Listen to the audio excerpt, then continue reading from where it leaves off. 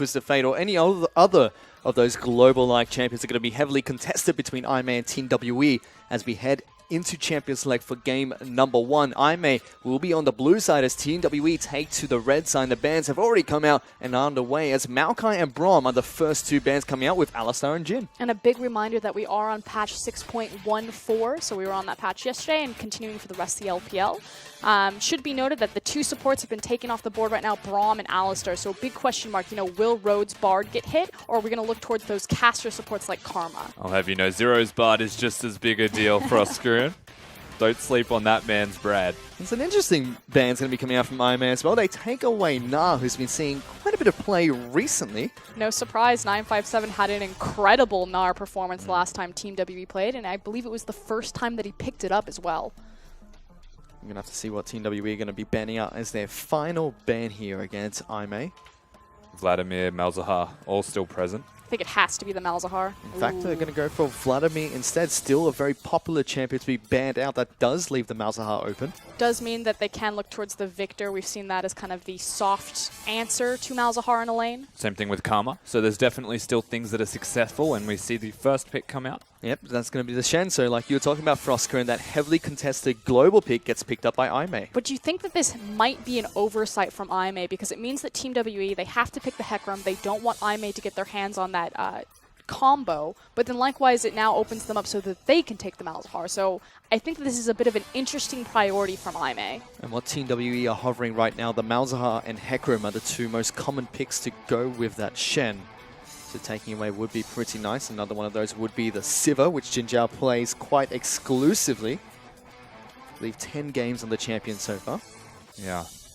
And with the Jhin taken off the board, Sivir is his most played besides that champion. Tough choice, apparently, for WE here. They really cannot settle on just the 2 picks they want. Let's see what they decide to lock in as their first 2 picks. It seemed like the Malzahar was definitely going to be one of those most contested picks, but instead they go for the Thresh and the Hecarim as their first 2 lock-ins. So yeah, with Alistar and Braum taking off the board, Zero falls back on the Thresh, so prioritizing their playmaking supports champion pool. That said, the Bard, I almost said Brad, the Bard is still available for Road, but obviously Team WE, they feel like they have some sort of answer if the Malzahar and if the Sivir comes out, maybe looking towards that Ashe. I mean, CA is a Karma player as well. That has also been proven as a thing they can do. Athena seems a little bit more linear in that respect. Wants to be the Malzahar or Twisted Fate or even the Victor. Can play LeBlanc, but I don't know if he wants to support as much as CA does and has the inclination towards that. Well, let's see what they decide to pick up during their next pick rotation. For now, IMA are looking for their next 2 picks. They've already picked up a top laner. At the rate things are going, they might just actually pick according to their roles. You jinxed it. Well, it's getting closer, Rusty, as Trundle does get locked in for IMA, and Malzahar will be the pickup finally for IMA. Yeah, so Road taking a page out of Saboki's book. Obviously, with Shen being locked in, that does tell us that Trundle will probably be in that support position unless they play something familiar of Last Worlds by running the Shen support. We haven't seen that yet in the LPL. Team WE now have a chance to respond, pick up their next 2 picks. Yeah, and again, you'd expect the Karma to be seen. Depends how much preference they put on CA getting the last rotation. Now knowing that Athena's locked in the Malzahar. We'll have to see what they decide to pick up, because that Malzahar is most definitely going to be going into the mid lane as Gangplank and Sivir are the next 2 picks that come out from Team WE. Gangplank still acting as a flex here. We've seen kind of the rise of GP on 6.13, carrying over to 6.14. I'm not going to say that he's a counter to Malzahar, but he can lane fairly effectively against Malz. It's just going to be feeding those creeps into him, clearing away with the barrels and stacking up into that big itemization. Can likewise have more impact on the side lanes with a global ultimate, whereas Malzahar is very locked down to just his 1v1. Yeah, and we've also seen Gangplank used a fair bit into Shen internationally, so it seems to be the option they look towards there. Of course, Shen's W does block your Q if you actually throw it at him, but it's the kegs that really do the damage with your split-pushing Trinity Force Ghostblade build. Well, let's see where they decide to send this gangplank, because we have yet to see him played by Team WE either in the top or the mid lane. On the flip side, IMA still looking for their final pick, but they're actually gone for Kog'Maw as their AD carry of choice, and it seems like they're going to be locking in Rek'Sai as their jungler. I'm actually really happy with this. So the last time we saw Aimee, they really struggled against OMG, but it was Jin Zhao in particular that stepped up and just put his carry pants on. He did it on the likes of an Ashe. This time around, he's empowered, having an actual hyper carry champion, and I think it's time for Aimee to recognize that their AD carry has the ability to step up and run with the big dogs. The reason that I actually do agree and like this is simply because they've built themselves the Trundle Shen Malzahar, which is designed to keep your AD carry alive. Malzahar works in a similar way to Cassiopeia, in that you want to stand behind your mid laner if you were the Kog'Maw and be protected by their presence. The ability to use Cass's R is the exact same concept as the Malzahar. Has so much control in front of him, especially once he has that Rylai's laying down a W on top of the Trundle. You've got so much disengage and area of control for Kog'Maw. Well, we haven't seen Jijao play the champion, but players like Gimp have played it a couple of times in the LPL, so it's not unfamiliar to the teams here, as it is going to be the LeBlanc for Sia that gets picked up as Team WE's final pick. So the cool thing about LeBlanc in her interaction with Malzahar is the chain, and obviously how she can play with the windows around his passive. Let's see how he uses this one heading into the mid lane. Has taken Cleanse as well for now, and it is going to be that gangplank up on the top side of the map against the Shen. It's funny, I agree. So LeBlanc's got a unique trait similar to Karma against the Malzahar, but Malzahar was originally picked as the counter to LeBlanc because it breaks half of the sigil combo. Yeah. And so you can't burst him out, and he can just push you in. Once again, it really feels like we see those small intricacies of differences between IMA and Team WE. Lots of pick potential and lots of global presence coming out from IMA Team WE. Lots of team fighting prowess as we are going to head on to Summoner's Rift for game number 1 between IMA and Team WE.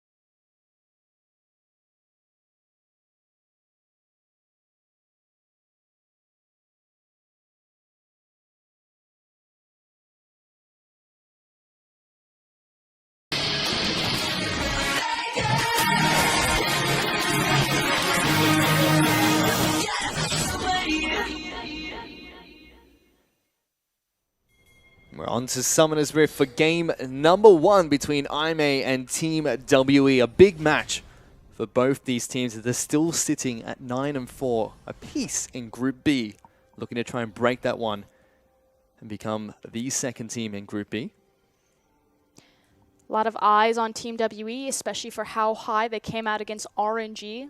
Like you said, this is kind of a definitive match where we can really decide who is the third best team, at least in Group B. But Team WE, they have a moment here where they could solidify themselves as the second best team in the LPL. They like to dominate against RNG. They need to make a statement against IMA. And take a look at the Keystone Masteries that have been picked up by these players really quickly. Lots of Thunderlords coming out from Team WE.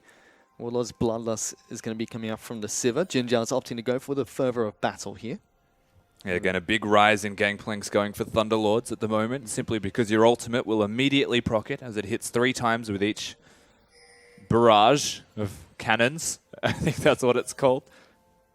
Actually quite useful for other lanes when you're diving people or you need guaranteed burst. Even surprise burst that comes out of it is invaluable.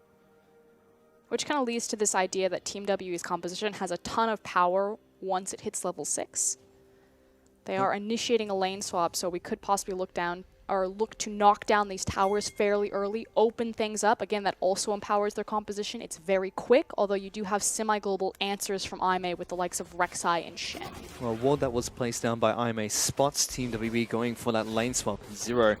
Now just trying to be a pest against Mithy and Amazing J. And he does get the 2 small wolves there, taking them away from IMA. Good start for him so far. Road actually in a little bit of trouble. Here's 957 and Condi going to be trying to trace the troll out of their bottom side of the jungle, but he's being a little bit relentless at the moment. Pops a potion, just keeps chasing them away. And then he makes the Wolves angry 957 just in case he chased any further, because then change aggro to Road. A little bit cute, but he's the one that took damage from it. But you're right, Trundle actually quite good at doing invades like that. Likewise, needs to be noted that Condi was able to take a major camp, so has that blue buff available, whereas Midi and Amazing J got shoved off of a minor camp, the Wolf camp. So slight tempo advantage, I'd say, for Team WE in their jungle. Also advantage for Condi to try and pick up 3 buffs to start off this game. He's already making his way towards the top side of IMA's jungle to work on that blue buff. At the same time, you can see Team WE crashing on towards the top lane outer turret, trying to chip that one down wherever they possibly can. IMA going to be doing the same thing on the bottom side of the map as Mithy also goes in towards Team WE's jungle and tries to get a little bit of invading done. But again, one of the big strengths that the Rek'Sai has, and something that SOFM does, is you don't need big buffs to do a full clear. You'll end up the same level with the same amount of gold, and everything rounds out nicely for you. Condi actually playing Hecarim is 100% a blue reliant jungler. If you don't get it, you fall behind. So they do well to get the buff, to start the camp, and get a second one to accelerate it. So now the question becomes, what does Hecarim do with that accelerated pace? Will Condi go into that full damage Hecarim build with the Trinity Force, or will he look for more of kind of a team facilitating resistance-based Hecarim? We'll have to check in with him later on in the match. Both junglers opting not to help with the 3-man push on the top and bottom side of the map, instead just trying to farm up even more minions wherever they possibly can. Mid lane between Sia and Athena has been isolated and will be isolated for some time here. Nothing too drastic taking place just yet. Athena is slightly behind in CS, but that should even out later on in the game.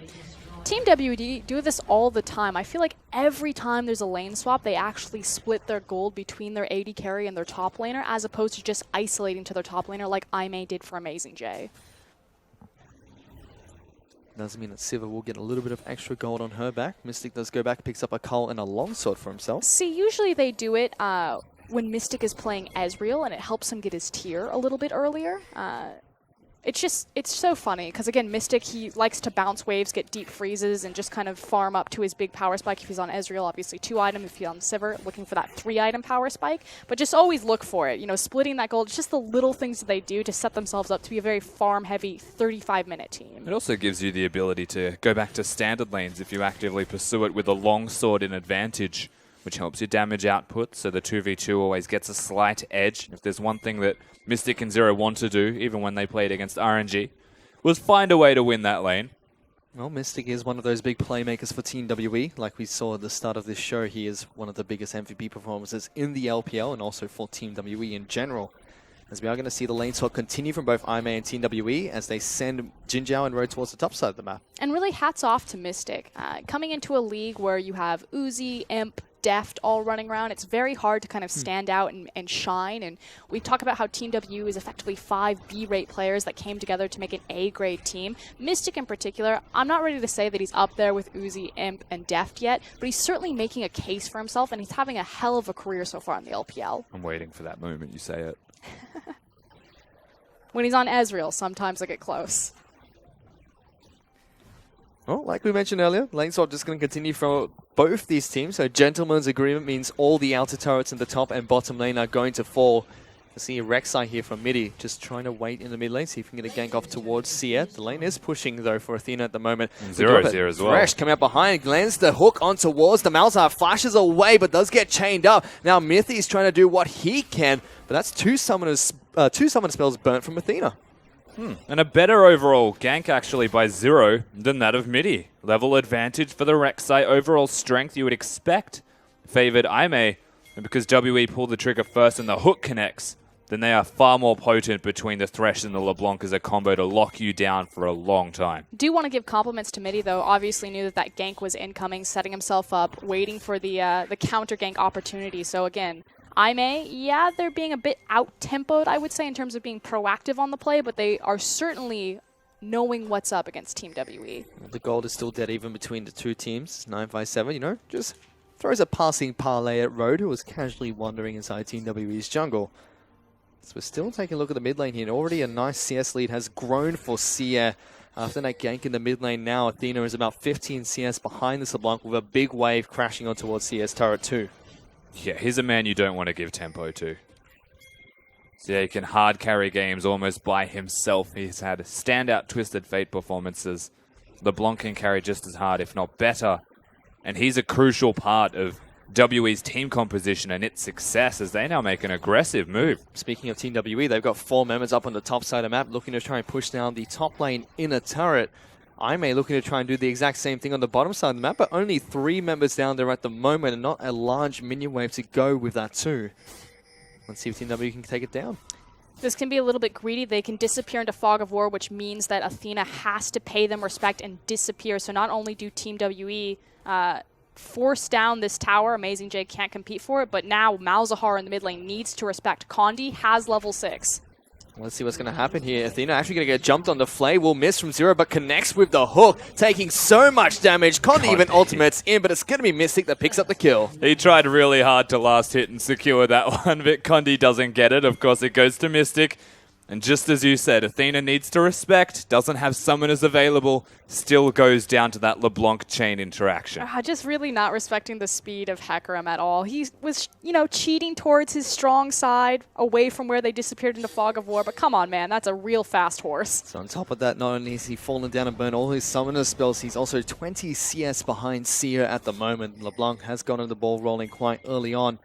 Now we're going to see what the team's going to do after this lane swapping phase. But this is what we talked about, Team WE, their composition is really built well, that when these towers fall down, it opens up their gank opportunity because they have a kind of run you down composition. Hecarim, Sivir, they want to chase you for long periods of time. Yes, Imei are used to running a very quick pace of game, having kind of global presence, but so far they're on the back foot.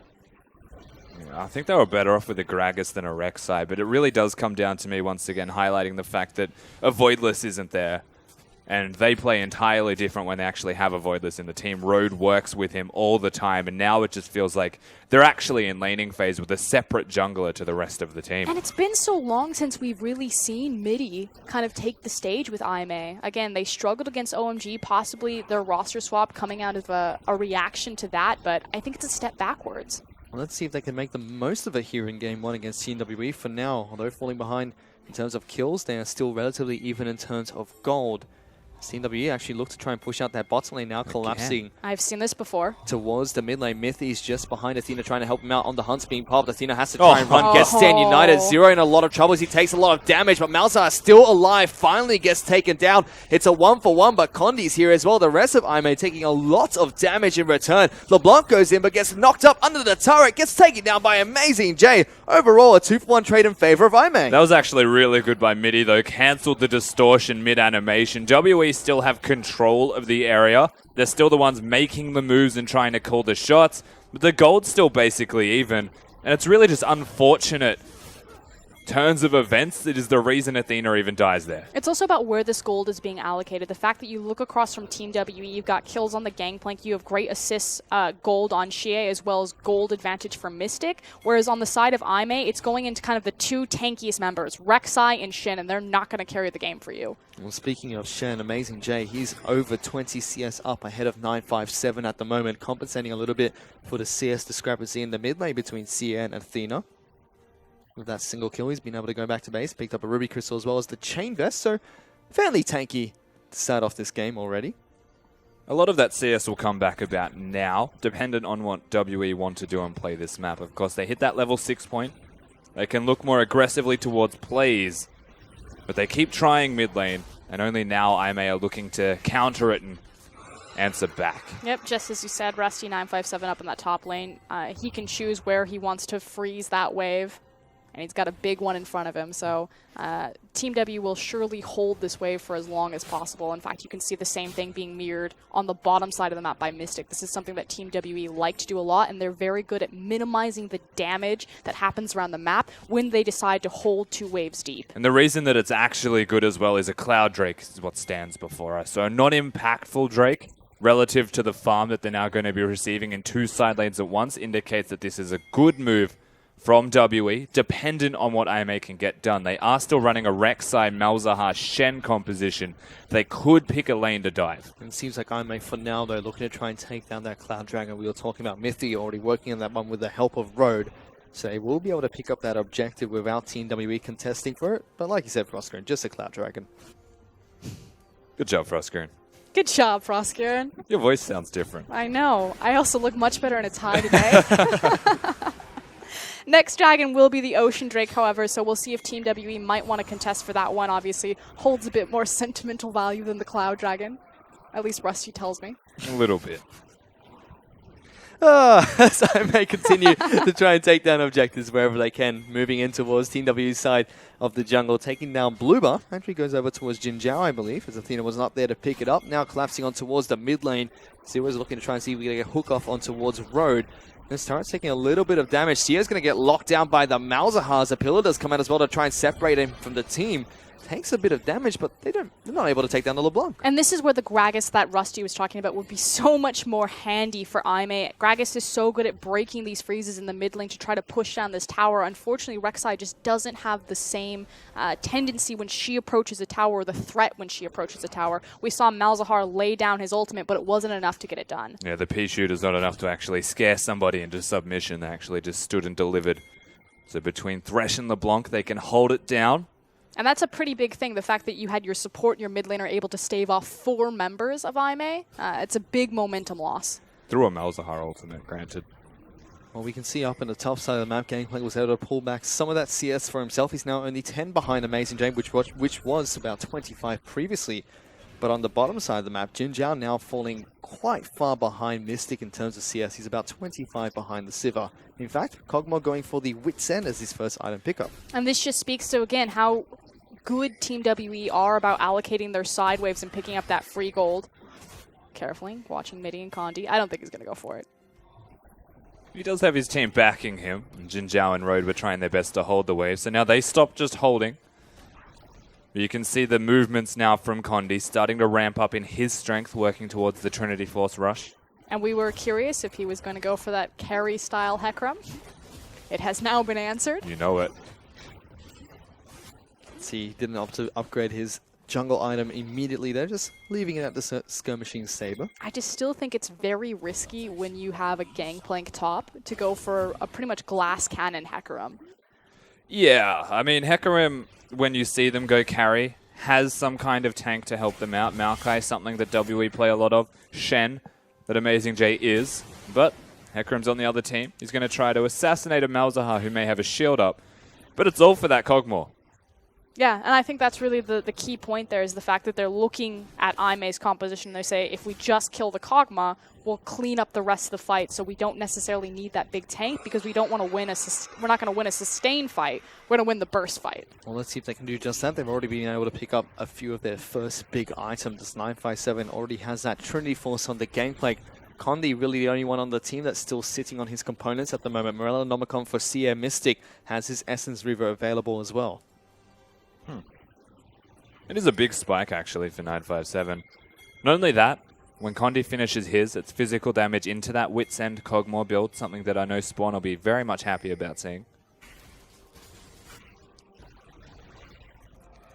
And still, since the extended lane swap between the two teams, it's been fairly quiet between Team WE and Aimee. Just looks like Team WE looking to try and hold on their side of the map. Aimee ARAM time. Picking up objectives wherever they possibly can and sending people into the mid lane whenever they try to potentially push for this mid lane outer turret.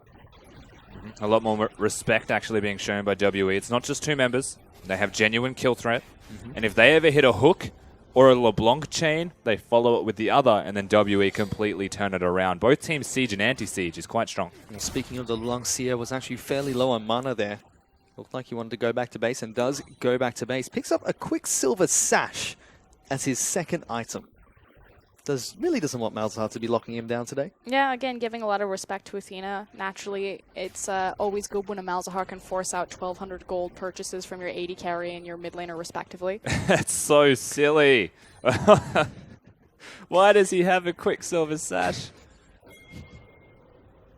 It's like you can't even build anything out of it. Just the respect, Rusty. He's so scared.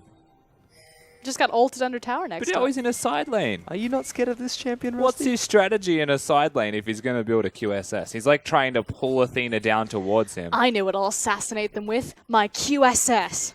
And speaking of like that exact fact, they have still got 3 people working mid lane now from Aimee. If Jin Zhao and Athena just hang out for an extended period, they lose a lot of gold.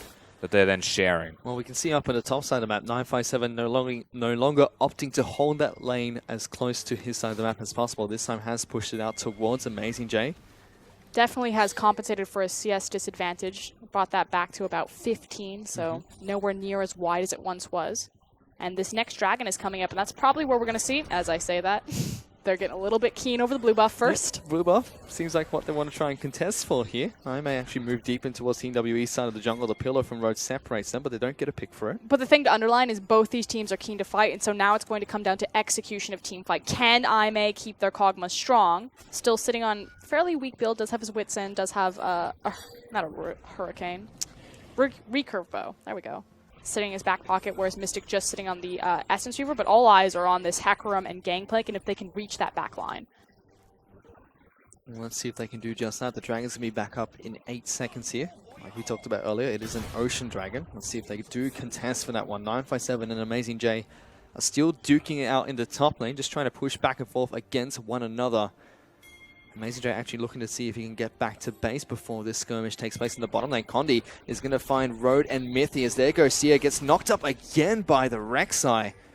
But no damage being exchanged back and forth, just mana spent by both teams. He was looking for Road, but once again, the inside track gained by IMA. They have control of the Dragon area. And the best response, and this is a good move from WE, is they bring the Gangplank down. In terms of teleport impact, Shen has much more of an immediate use, whereas the GP needs to set up his kegs and actually execute on their plans and strategies to control areas. If he's not level 13, he's not as impactful. This is also very smart from Team W. The fact that, like you said, I may have the inside track over the Dragon area, but Team W refusing to walk into them blind and pushing and dragging IMA out of river to guard their mid lane tower. So far, though, neither team has decided to start this one up. You can already see Amazing J has moved back up towards the top side of the map. 957 looking to do the exact same thing on his Gangplank. Both teams just kind of wander away from that Dragon pick. Sia is still split pushing on the bottom side of the map, trying to push that wave as far as possible towards Imay's turret. We actually have Mystic in the mid lane farming up against Athena, who is still 20 CS behind his counterpart Sia in this mid lane. Yeah, and this is why a QSS was actually purchased by CA. Good or bad, it doesn't actually matter. If he's going to side lane, he does need to be able to survive in a 1v1. So it goes for the defensive option, means they do want to farm a little bit longer here. Trinity Force spikes are usually a big go time, but doesn't feel like they really want to yet. Well, trigger has been pulled by IMA as they look to try and take down this Ocean Dragon. Road and Mythy with a good vision control earlier, as well as the Rek'Sai ultimately able to get down towards that pit and take it down without Team WE contesting for it. Next dragon, of course, going to be that Cloud Dragon, so IMA will have the opportunity to look to double up on their clouds. Again, 6.14, not 6.15, so those changes have not gone through yet. Two of the arguably, I can't do English anymore. Two of the weaker dragons, so to speak, being picked up in this game as Ultimate coming out from Gangplank to try and clear out this wave. Zero was looking for initiation, doesn't get it. It just now kind of speaks to where Team WE want to pull the go buttons. You know, making the conscious effort that they kind of sussed out the original Ocean Dragon, put their foot in the water, you know, they didn't really like the temperature of it, backed off, let it go through. So when do they pull the go button? Is it on Mystic's itemization or is it on Xie's itemization? Because they've got the two Trinity Forces, like Rusty said, that's usually the go button. 35 minutes. Yeah. Seems like what Team WE are going to be waiting for once again. They do it quite frequently in the LPL. I mean, they're literally only one eye edge off, so Mystic 30 CS up on his opponent. Has the Phantom Dancer as well as the Essence Reaver. The Sivir getting much stronger. Well, speaking of his opponent, Jin Zhao's been able to pick up the Hurricane for himself, so a big item power spike for the Kog'Maw, especially now that he's above level 9. We'll have the 5 ranks on his Bio Arcane Barrage. It's not embarrassing. Just when you miss the keg and you press Q on a minion, and then you miss a minion. Disaster. Not great for 957. And the thing is there's no rush on Team WE. They can continue to sit back and just farm these waves because the dragons have been so inconsequential that the fact that we've gone from Cloud, Ocean to Cloud, really the only thing that they have to pay attention to now is Baron. But fighting a Baron this early against the likes of a GP that strong would be devastating for IMA. Well, it's still the same story between these two teams. Top lane, Amazing J, 957 just split pushing against one another. Athena still holding that mid lane against Jinjiao and Road. But I feel like this actually plays more so into Team WE's style, identity, and composition, even though IMA are the ones with the protect the Kog'Maw comp. So theoretically, you want to say the hyper carry will win, but I feel like Team WE, they're just creating this lure. Well, I mean, like, you'd say the hyper carry would win, but between a Gangplank and a LeBlanc and even the Sivir, you'd expect there's enough carries to compensate for one hyper carry on the opposite side. Well, IMA looking to try and push through the mid lane again. They do this occasionally in the past 10 minutes. They would just group up towards mid lane, try and threaten to take down that mid lane outer turret, but every single time, Team WE draw members towards to defend It's it. the blue buff again, though. They want to take that away from LeBlanc. They want to like have an excuse to actually force WE to fight. Without the safety of their turret. Well, let's see if they can do just that. Amazing J is still split pushing on the top side of the map. Stand United is available if Shen needs to join the fight at any given time. Blue buff actually running out of patience here. Will reset. And IMA will use that time to try and get out of Team WE's side of the jungle. IMA's like, oh, we tried. It reset. I guess we're done. They don't. I don't know. And they still have the Shen split pushing on the top side of the map. Blue buff's going to get a little bit low. Wow. That does get smited away, I believe. Yep, And it's Midi going to be walked taken away. by Midi. They couldn't put it into the bush because of Rhodes' pillar. It was very easy to maintain vision there from the Rek'Sai. And immediately, IMA moves straight back towards the mid lane, looking to try and get even more chip damage done to this mid lane out of turret, which is taking an awful long time to take down for IMA. Slowly but surely, they're going to make a pick somewhere here, though. Again, Amazing J has a pressure point up into the top side of the map. There's So actually Sia that's sent up there to deal with him. Team WE might make a mistake here cheating through their own jungle, but as I say that, it looks like IMA are actually just going to alleviate a lot of this pressure. Cheeky move from Sia is able to take the Krog away, but at what cost? As Amazing J lands that taunt, gets a lot of damage back down towards LeBlanc, and now IMA looking to try and push through on this mid lane outer turret, and after countless of sieges, they're able to take it down. And they're not going to rotate into the top lane, so Amazing J, you need to back up. There you go. Everything just hangs out. Interesting. The turret goes down still. WE say, we don't need to fight here. Once again, as that turret falls, they're still 1,000 gold ahead, so really no one's complaining from Team WE. Just keep swimming and farming all together. And there's still 10 minutes until Team WE come online, so to speak. They're literally just waiting for the Infinity Edge. That's what it's going to be. Then it's going to be a big 5v5, and it's going to be the question, does the little Kog'Maw keep swimming, or does he pop like a balloon?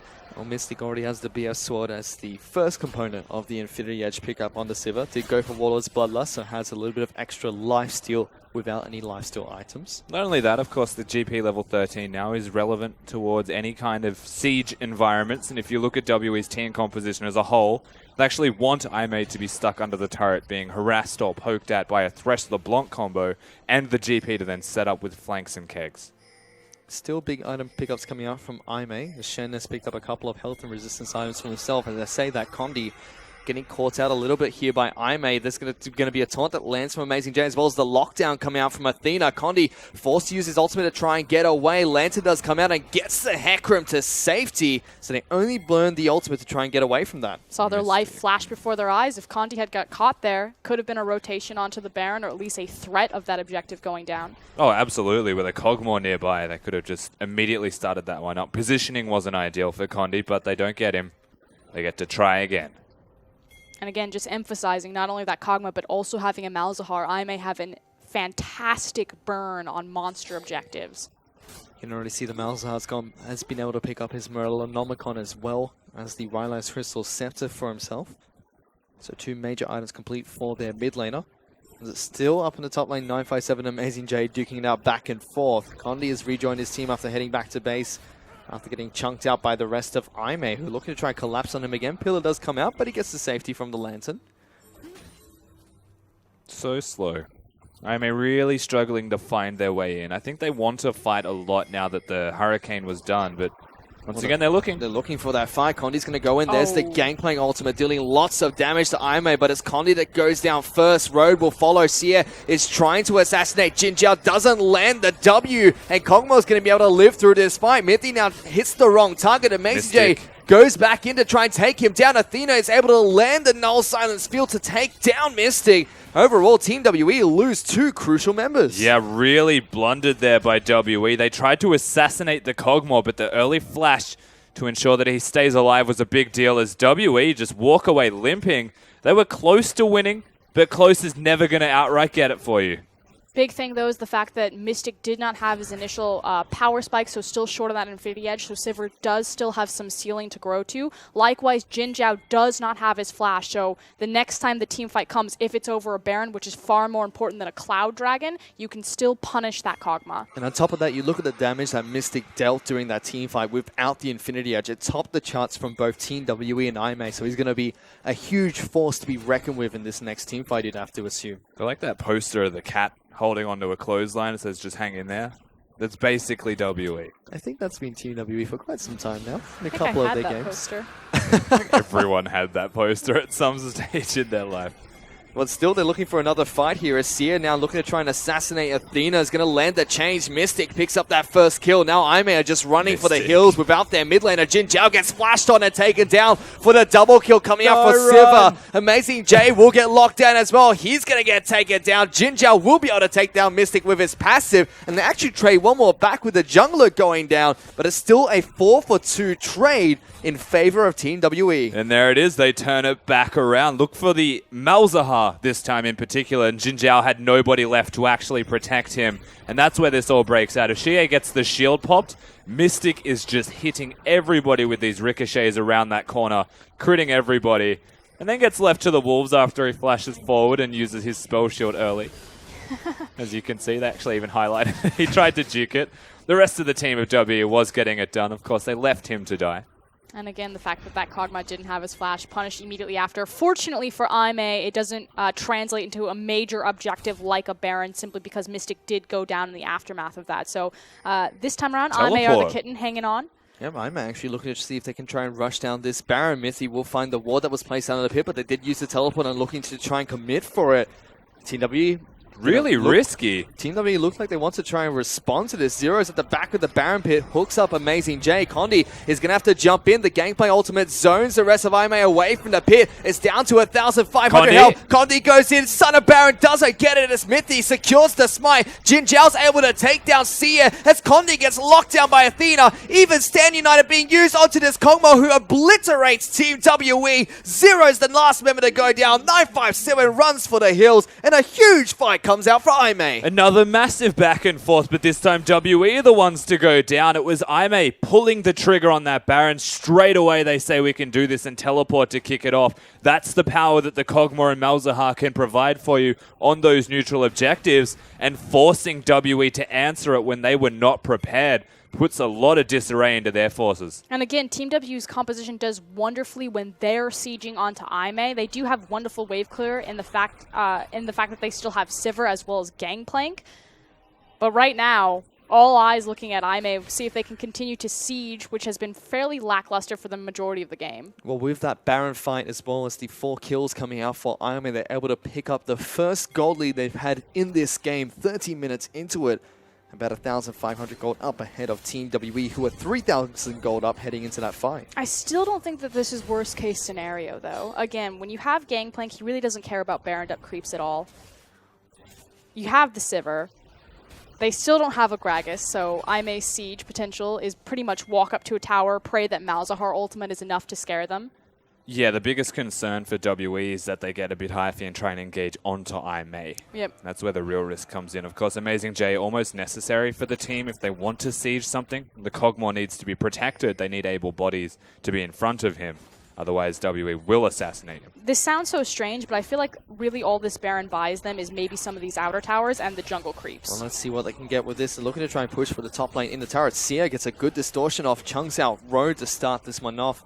That was a big wave that crashed on towards Team WE's turret, but only takes about a quarter of his health, maybe not even that. As Sia now getting taunted up, has to use the Quicksilver Sash to get out of that one as well as the distortion. Zero now looking my God. Gets Athena through Amazing J. The exhaust comes out on towards the Malzahar. Road has to flash away. Athena's ultimate will get oranged away. Kog'Maw's been able to take down the Gangplank though, but it is going to be Mystic that picks up the kill in return. Now chasing down the rest of Aime. Amazing J going to be able to live with a sliver of health, but Sia flashes forward, gets the kill, looks for the double onto Shen, and Team WE fight a Baroned up Aime. That was the closest thing to a Mad Life hook that you're going to get in the LPL. Zero just went insane. I actually cannot believe that connected. It was a close fight, but remember that Aime had the Baron buff throughout that. They were quite empowered, and that was literally how Aime want to fight these fights. They want WE to walk at them, and it still went even.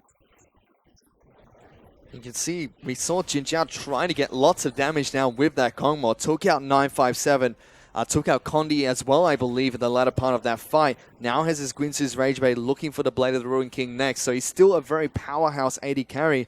But it seems like every single time Team WE deal with him quite effectively. Big issue also is the fact that now IMA lost a lot of their Barons. They're very reliant on having this buff to siege against Team WE's composition. So we said this before, you know, the Baron buff really doesn't mean much for IMA unless they can really work hard to translate on it. And by losing majority of it, it's kind of back to another stall Team WE controlled tempo game. Well, Team WE, they're not afraid of crowd control or Malzahar's ult at the moment. As we have 4 Quicksilver Snatchers coming out from the team. Chuck in an orange as well as a Spell Shield. It's going to be pretty difficult to lock them down at the moment. You might say not afraid. I think they were very afraid. They're no longer going to be as scared. One other thing we didn't note, speaking of Malzahar ulti, is that 957's been using his as the countermeasure. So if fight breaks out, GP Ultimate 100% will connect on you. And if you stay still in there trying to pop your ulti, not only will you take a lot of damage from it, but he ensures that you have no shield. Should be noted that this upcoming dragon is an Infernal Drake, so finally a good spot for IMA if they continue with their dragon control, especially 33 minutes into this game. That 8% will mean a lot. Well, let's see if they do go to push for it. Amazing J split pushing on the top side of the map. Still has his Stand United as well as a teleport available. 957 does have his teleport, but is moving down to try and group up with the rest of Team WE. IMA have started up on this Infernal Dragon, trying to leash it down towards the bottom side of the map. Instead, ping out the bottom wave, which they move to try and push down for themselves. Amazing J on the top side. 957 does have his TP, but right now IMA are playing with split pressure points. Yeah, again, it's that pressure that the Gangplank wants to be around for these fights to set up the kegs. Otherwise, he may not be as impactful as he'd otherwise like, whereas Amazing J can just ult in, immediately be useful. He's getting some damage on towards that top lane tower. Team WE are committing for this dragon, but it gets smited away by Aime. There's the ultimate coming out from Shen straight on top of Mythy. Condi is looking to try and get a flank off Athena. Gets the ultimate down to LeBlanc, who cleanses away. Jin Jiao's being jumped on. He's feared up. Gets taken down by a big barrel coming out from 957. Road's gone. Mystic picks up that kill. Jin Jiao's able to blow up CS. And now a 4-on-3. Athena's trying to chase them back. They do pick up another dragon for themselves, but they lose 2 members in the fight. It's still not a bad trade for Aime as well, because 2 people may go down. Athena is still perfectly fine with full health, and his shield was back up by the end of the fight anyway. Aime still have control of Summoner's Rift, even though they lost an extra member. And you have to think maybe the trade's not worth it of Xie zoning out the Malzahar as opposed to trying to dive and blow up Jin Jiao even faster. So you can see the Baron power play coming out from Aime. They pick up 3,500 gold for their troubles, but Team WE, they're only about 500 gold behind Aime at the moment, and they are at 35 minutes where Team WE really like to take teams to fight. Aime have been sitting with the gold lead for the majority of this series since we hit about mid-game.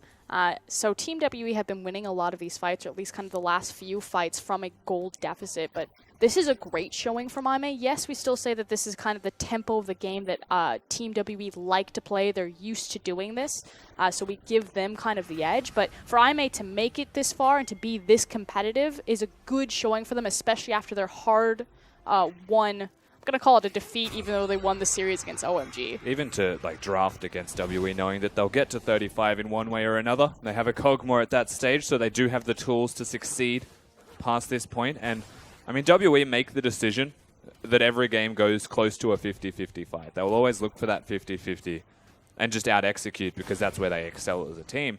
But it's always a risk. Essentially, too, you can see Team WE. Mystic in particular has been able to pick up his big items. Already has the Lord Dominic's Regard to go with the Infinity Edge Essence Reaver, as well as that Phantom Dancer. Now adding even more lifesteal to that with his Vampiric Scepter. The classic Amazing J looking for the double Randuins. He's done this on Shin every time.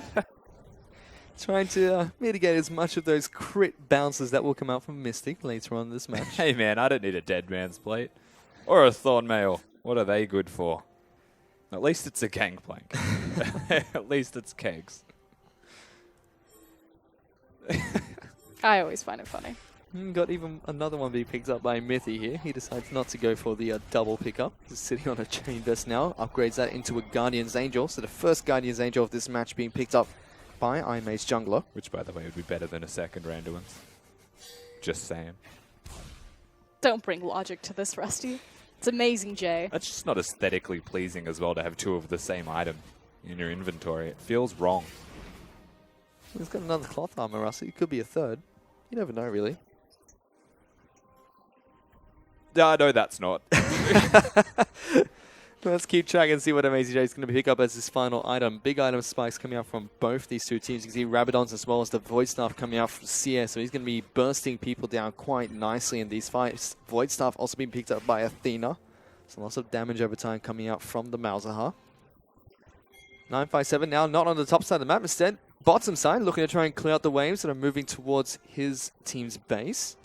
Yep, using his teleport, because obviously our play is around Baron, so it's now his responsibility to make sure that they don't get shoved in on the bottom side, and he can maybe even threaten that inner tower sitting down there. And speaking of Baron, that is back up and online. I may look to try and clear out as much vision as possible that was placed down by Team WE, but neither team threatening towards that side of the pit just yet. The big thing to me is actually the Blade of the Ruined King done for Jin Zhao. He's got that life steal. He's got so much on-hit damage that he's now going to be applying. If you ever do not burst him at the start of the fight, he will do so much damage. He'll be sitting at 5 items at the moment, the last one being that Hex Drinker, yet to be upgraded into a more Malmortius. So the Cogmore is massive at the moment, 6'3" and 6 with 300 CS. Mystic doing the exact same thing though on his Sivir, almost completing that final item. We'll have to see what he upgrades that one into. We commented early on in this game about the allocation of gold and the fact that IMA weren't getting it onto their carries, primarily putting it on Amazing J as well as Midi, so it's nice to see the reverse of that. And Jin Zhao, again, kind of stepping up and proving that I'm not just the utility AD carry on the Ashe. Put me on the hyper carry and I can lead you to glory. It's Amazing J up here against 957. Does a good job of getting rid of those cakes. It's 2 of them as 957 was trying to set up for a big barrel push. He's still split pushing against this gangplank. Does have his Stand United as well as the teleport available if he chooses to help his team out. Mythy going to get tagged up by Baron here, but was simply looking to try and clear out as many wards as possible that are close to this pit. They even get the Scuttle Crab down, so vision control from Aimee is good at the moment. There's not a huge concern for Team WE because they're still sitting on 2 blue trinkets. So I may need to be patient, get those cooldowns out of Team WE before they can really start threatening this Baron with Fog of War. Well, Road has to go back to base now after Sia chunks him out across the Baron pit wall. Yeah, LeBlanc really does excel in situations where she can either harass you under turrets or for neutral objectives. That's where WE want to take these games. If it's a slow-paced siege setup for the Baron, then it will look quite good for WE because LeBlanc can burst somebody out. But if they just straight up go in and try and have the all-in team fight, there's the risk that it doesn't connect. On top of that, we have another big objective that will be coming up in 10 seconds here, which is going to be the Elder Dragon. So 2 massive neutral monsters to be contested between these 2 teams. Naturally, that means far more for IMA as they have 4 dragons, whereas Team WE have none. So We do get a big barrel down on towards Road and Mythy there, chunking out the Trundle support again. Having a bad time, Mr. Road. Once again, the gold lead very close between both of these teams, all around that Baron push.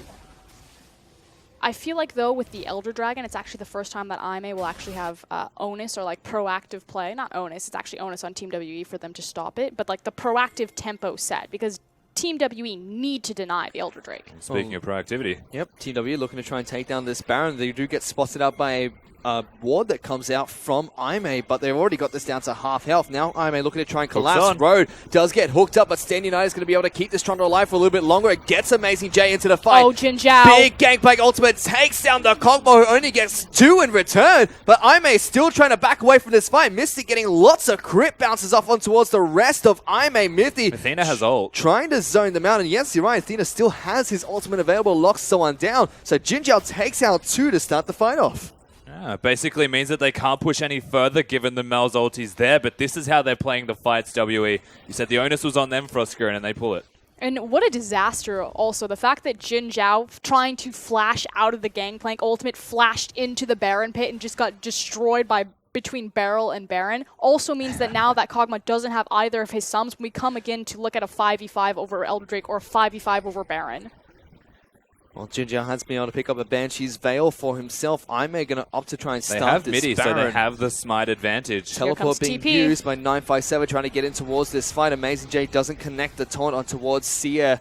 Voidling's actually tanking up the Baron for now, but Aimee just back away.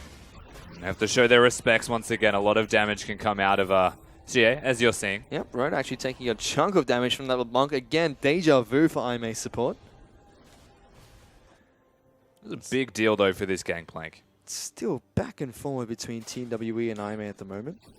It's actually quite refreshing to see 957 have a good game like this, where he's not a Maokai that just teleports in and presses his W on a carry. He's not a facilitator for fights, he's actually a carry. But the nice thing is what GP and Maokai will share and how they approach a 5v5 is they're both champions, again, over that area of control. And that's where I think 957 really shines, is he's so smart about how to split terrain in a team fight.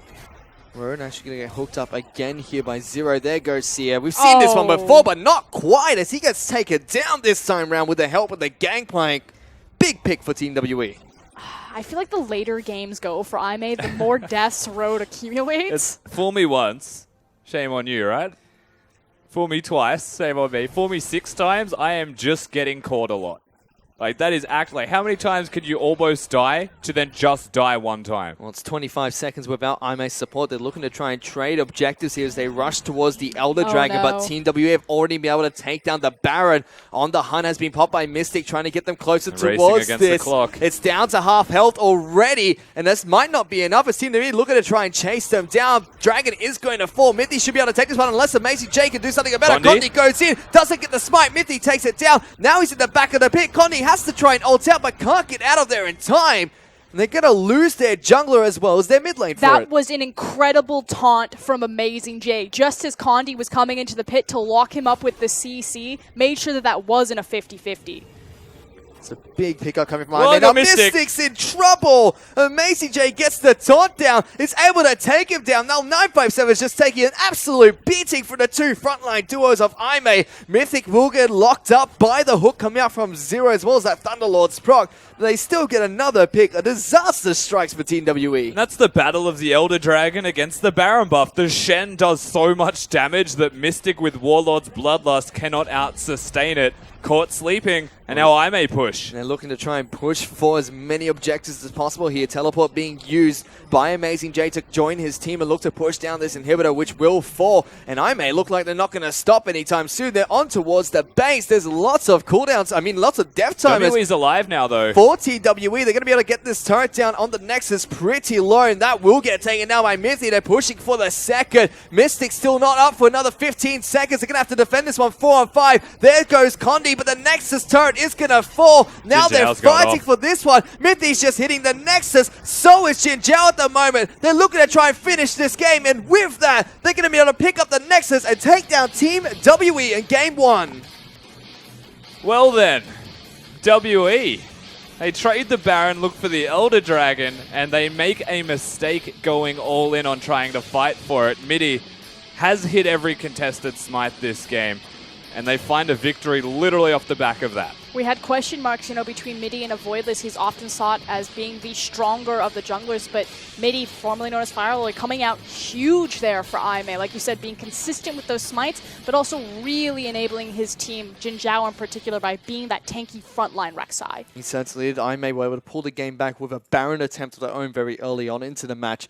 And then it was just neutral objective after neutral objective that pulled them further and further ahead. And they kept contesting Team WE every single time. There's a lot of back and forth fights to be seen from these guys. This is the best example of it. Jinjiao playing well. And after a fight that looks like it goes well for Aimee, the opposite would happen, and then it looks good for WE. It was more that objective decision that really followed all of these. And we talk about how Team WE, they're not afraid late game. They think that they have the consistency to have that one-game team fight. And like you said, the decision-making at 40 minutes in this game was just incorrect. And it really felt like every single time Team WE trying to dive on towards Jinjiao, he was able to take down 2 or 3 people with him. So lots of resources flown to try and take down this Kongmo every single time. This was fantastic coming out from Zero. Sometimes you just don't know how they do it. Zero is an absolute god on support, and he wasn't enough this time around.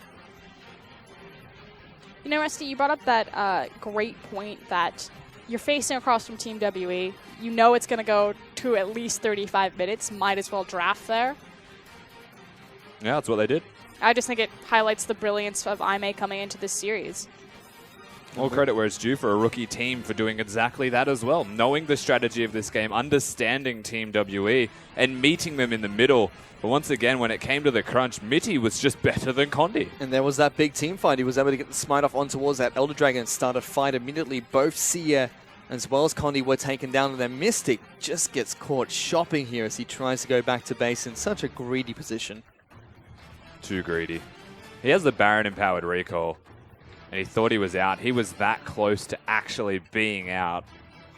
Nothing he can do, though, once he was caught. Frankly, though, this game pretty much came down to that single play, that single indecision of going from Baron to the Elder Drake and then making the mistake of doing a back like that. So that was still, like, that game was on a knife's edge. Well, with that big play, IMA were able to pick up the first match in this best-of-3 series against Team WE, but we still have more to come. Don't go anywhere. We'll be back with the rest of the series in just a bit.